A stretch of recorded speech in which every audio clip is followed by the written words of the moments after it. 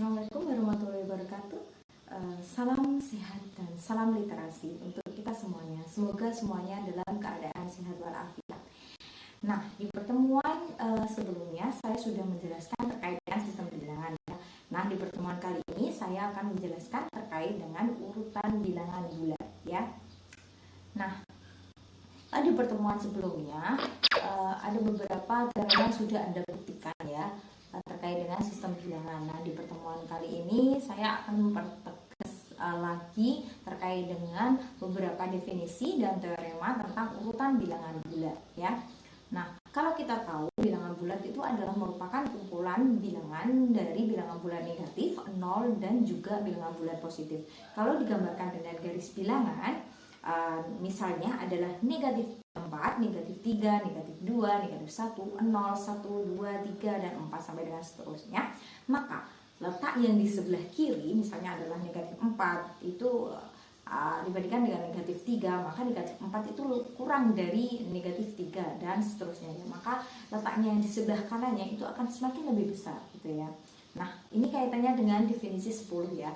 Definisi 10 di sini adalah berbunyi untuk sebarang bilangan bulat P di mana P itu adalah kurang dari Hi, dibaca P kurang dari Hi jika dan hanya jika Hi-nya itu kurang dari P, atau ada bilangan bulat positif ya S sehingga Hi plus S itu sama dengan P ya.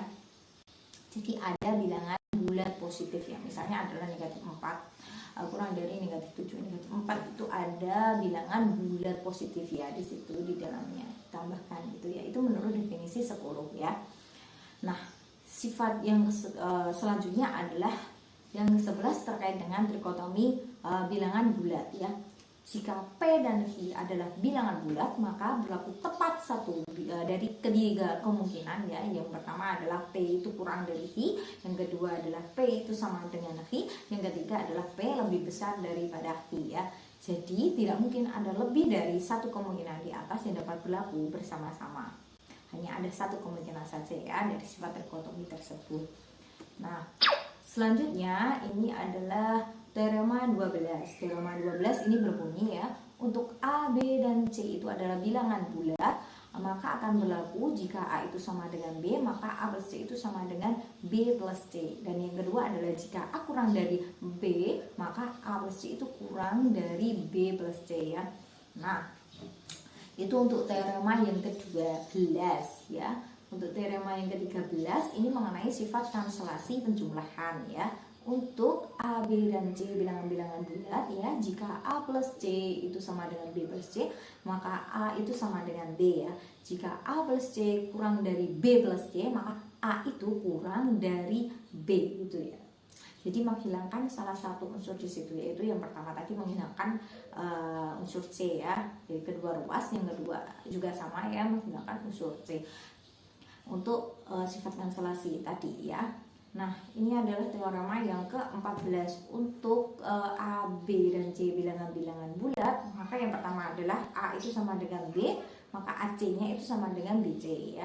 Jadi yang kedua, jika A itu kurang dari B dan C itu lebih besar daripada 0, maka AC itu kurang dari BC. Yang ketiga adalah jika A kurang dari B dan C itu kurang dari 0, maka AC itu lebih besar BC, seperti itu. Nah, selanjutnya adalah teorema 15. Teorema 15 ini membahas tentang sifat transitif urutan bilangan bulat ya.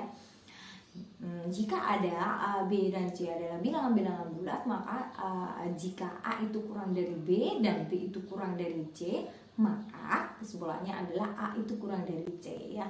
Nah, dari beberapa teorema di atas, tugas Anda adalah membuktikannya ya. Seperti pertemuan-pertemuan sebelumnya, Anda harus bisa menganalisis dan nanti bisa ditarik kesimpulan ya dari apa yang sudah diketahui gitu ya.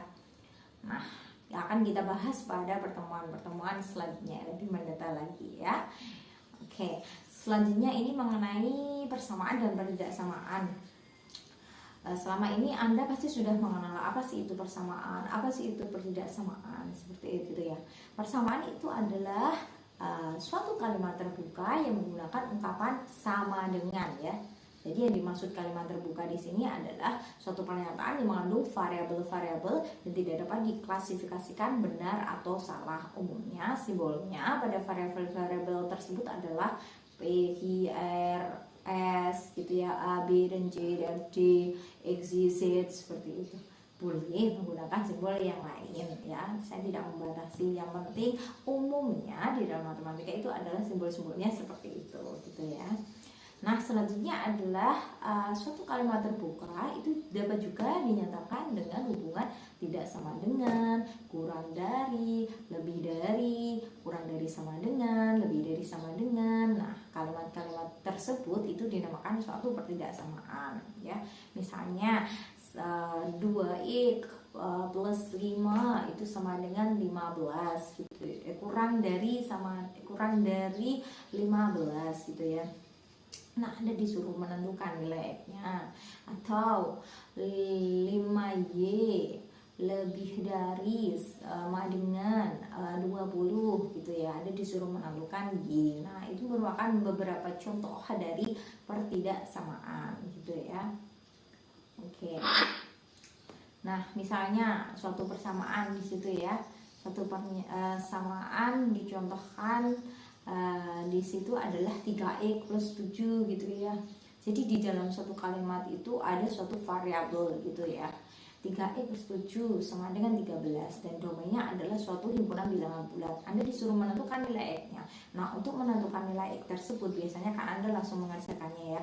3x plus 7 itu sama dengan 13, yaitu 3x sama dengan 13 dikurangi 7 hasilnya kan 6 gitu ya. Jadi nilai X-nya adalah 2 gitu ya. Seperti itu ya biasanya ada. Nah, kalau di sini saya harapkan itu ada beberapa langkah gitu ya, dan nanti ada muncul beberapa sifat tentunya, yaitu ada sifat asosiatif, identitas, dan inverse juga ya. Yang pertama adalah inverse.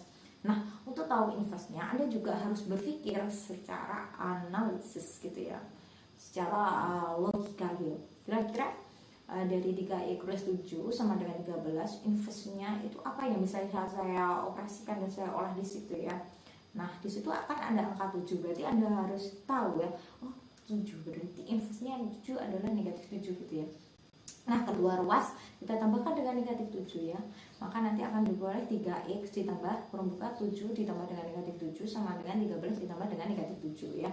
Hasilnya adalah 3x plus 0 sama dengan 6. Nah, nilai x-nya sendiri adalah 2, jadi himpunan penyelesaiannya adalah 2 gitu ya. Itu contohnya ya, untuk menyelesaikan soal kalau memang diminta tidak secara deduktif. Tapi beberapa definisi yang sudah saya jelaskan itu saya harapkan Anda membuktikannya secara deduktif seperti itu ya. Oke, terima kasih banyak atas waktunya, dan semoga video kali ini dari saya dapat bermanfaat bagi Anda semuanya. Saya akhiri ya. Wabillahi taufik wal hidayah ya. Wassalamualaikum warahmatullahi wabarakatuh. Salam literasi ya untuk kita semuanya.